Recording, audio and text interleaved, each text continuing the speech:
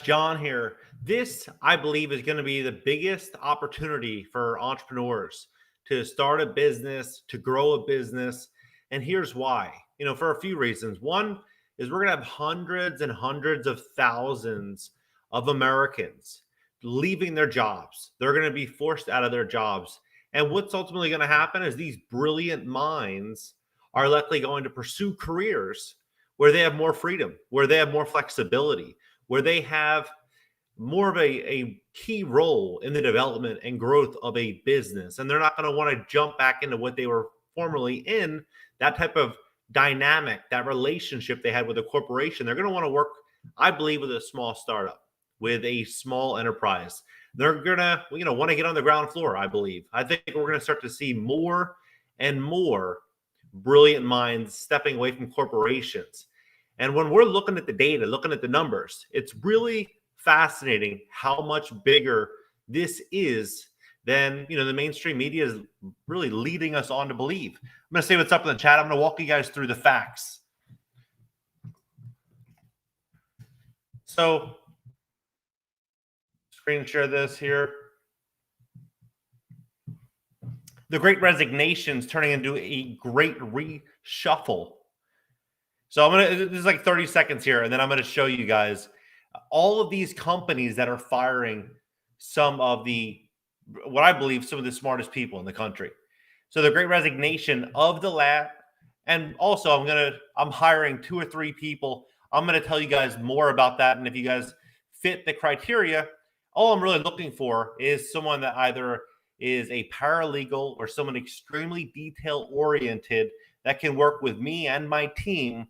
And they will obviously, if they do well, they'll stick around for a while. And I believe that there's going to be a lot of opportunity for us to work closely together. But only, probably 2 or 3 people at max at this early startup phase. So the Great Resignation of the past year appears to be in full swing. So 3% of the workforce resigned in October following a record high in September. As often discussed, some resignations are people taking sabbaticals, early retirement, or dropping out of the workforce for caring responsibilities. Workers globally, in many instances, aren't just leaving the workforce. Millions of people are reconfiguring their careers. Some are leveraging the current hiring crisis to get into better positions. Others have decided to work for themselves, with the number of self-employed workers in the U.S. rising by 500,000. Many more, however, are simply shifting into new industries and careers that offer higher wages and align more with their values. Now, what I think is going to happen here, when they say higher wages, what I think is going to happen is just like a seller's market, right? In a seller's market, what happens is that, and same with the buyer's market. In the buyer's market, what happens generally is that there's so much inventory and the sellers are competing over the buyers, and vice versa in a buyer's market or seller's market, right? So what you're going to have is you're going to have so many smart people, not just in America, but overseas, everywhere, that are going to be searching for an opportunity where they can express their creativity and, and their intellect. And they're going to want to do this. And it's not going to be so much, I think, on the price per hour, but it's going to be more about the long-term growth, the flexibility, and their role in that company. That's what I believe. For talented individuals in high demand industries like tech, we're seeing a lot of movement, says Anthony Klotz, an associate professor of management at Texas A&M University, U.S., and the originator of the term Great Resignation. People are finding jobs that give them the right pay, benefits, and work arrangements in the longer term, rather than merely being a Great Resignation in which people simply quit and walk away. The current disruption is seeing a large swath of employees move around the job market. Workers have agency. They're fine-tuning a better work-life balance and making deliberate choices as to where their careers are headed next. There's now a greater ability for people to fit work into their lives instead of having lives that squeeze into their work. These pandemic epiphanies, as Klotz calls them, have helped many people find more of what they want out of work and get it. But this is the job shuffling, just the lockdown-induced pneumonia, or is large-scale swapping part of the future? If so, no. So what we have here, though, is we have these inflation fears. Not even really fears. 10%. Meat jumped 10% in the past 12 months. Everything is going through the roof. So if you have a little bit of money, you're probably better off investing in hard assets, infrastructure, and employees now, building out a moat of revenue so that you can afford the higher prices down the road. Because if you don't have those income streams coming in, the capital, the opportunity, and that flexibility, when things get more expensive, it's just going to get much harder. I'm very active right now doing everything to expand and make money to push myself to a place where I'm immune in the event that we stepped into a crazy hyperinflation scenario, or X, Y, and Z happened. On Monday, I closed on a property in South Florida. It was a very inexpensive property. I listed the property the same day that I closed, and we're reviewing an offer right now, 35% above what I just paid the same day. So the market's insane. It's insane right now. I personally think that it's a big bubble. I think that a lot of this stuff's going to be coming down in a big way. But while there's opportunity, got to make the money. Real estate, unless you really know what you're doing, it's a very challenging industry to jump into at this moment, especially like a house flip. But there is opportunity out there. I think really the big opportunity here, though, is going to be hiring key players. I think that one of the most important things that all entrepreneurs can do right now is be a master delegator, delegating the right jobs and the right tasks to the right people, and building out incentives to where they want that company to succeed. We look at these companies that are going to be firing their employees. This is NBC. You have American Express, Amtrak, Anthem, BlackRock, Cisco, Citigroup, CVS, Deloitte, Delta Airlines, DoorDash, Equinox, but the big ones, Facebook, Ford, GE, Goldman.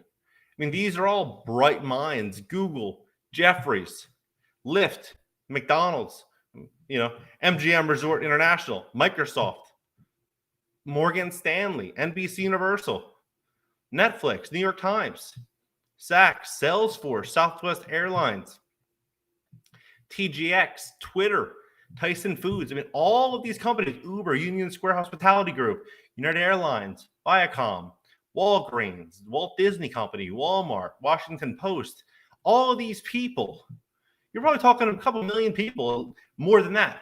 Because if it's, let's just say 30% of the workforce, let's just say, easy number, let's say 25%. There's 157 million people inside the workforce. 25%, you might be looking at 40 million people as a whole. And not all of those 40 million will fit inside of that category. But let's call it a 25%, easy number, 10 million people looking for jobs. So that's why I think right now, the key right now is to reverse engineer the future, build out a very, very strong business, get out of the depreciating currency, put that currency in top tier employees, build an infrastructure and assets and business models that are going to produce strong cash flow, because there is a storm coming. There is a very, very big, big storm coming. I think we all know that in this chat, that a massive storm is in front of us. And the best way to get around that storm is to where money is not an issue, to where you can do what you need to do. You have options.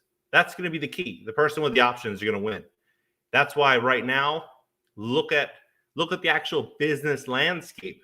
The people that you would have never been able to access 2 years ago or 3 years ago to hire for a startup company or a partnership, these people right now probably want to have that conversation. You could easily go on, let's say if you want to start a financial services company. Like for me, for example, I'm starting an online financial services company offering small loans online, right? And so for me, if I wanted to hire somebody that worked at Goldman or Citigroup or like any of these large institutions, I wouldn't have been able to afford them because they'd want 200, 300 grand a year. It just wouldn't make sense, in the beginning to hire that person. Maybe down the road, a couple of years later, when the company's making a ton of money, go ahead and pay $20,000 a month for an employee, but not in the beginning. But now that person might say, hey, I'll do that for half, or I'll do this, but give me equity in the company. And then, like my good friend told me, Actually, it's actually the friend in the office that I'm in right now. This is Haverford Square Properties in Philly, #1 affordable housing developer in Philly. But I remember asking him a question, this is probably 10 years ago. And I said, hey, I'm thinking about switching to this other real estate brokerage. What do you think? And he's like, well, would you be selling bigger houses? And at that time, the houses were like $5-7 million bucks. And I was like, yeah, I'd be selling bigger houses. He's like, I'd rather have 50% of something than 100% of nothing. Right. And that's how it goes, because you want to get around the right people. Right now, the right people want to have a conversation about a job and opportunity. That's why you can literally go on LinkedIn and solicit top tier candidates. Like, you can literally go on there and strike a conversation with these candidates right now. That's why I personally believe it's going to be a narrow window, probably 12 months or 18 months, to hire these top tier employees and expand as quickly as possible to get to that, level to where you can pivot and navigate with the times. Someone said, let's see here. Only problem with jobs here. Yeah, so that's the thing, Jackie. So that's where all this is going to be going. So all this is going to be going to a place of online, and people want to work from home. I was interviewing 2 people today. 2 people, they love the idea that they could literally just work from home, and we can go on Zoom and we can run through everything. And that is that's the ideal situation right now. We're in the world of side hustles, where people want to have 2, 3 little side hustles. But then you're going to have some people also that want to have the side hustles, but also want to pursue a business opportunity that can get them out of the rat race, which could be anything that you guys are offering if you have a product or service. Right now, the employees I'm looking for, between 2 and 3 employees, I need assistance with filling out loan documents. So not documents in terms of obtaining financing, but more documents that I'm submitting to states in which I'm going to be allocating resources to borrowers. So that is what I'm looking for. I'm going to type in my email address here to my team.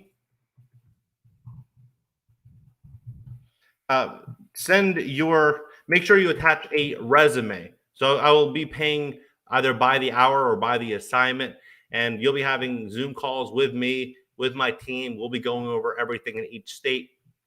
A lot of opportunity, especially for somebody that is a hustler and that really wants to, work remotely and build out some cash flow and build out some security. You send the resume to support@thisisjohnwilliams.com. All right, guys, I'll catch you guys on the next live stream.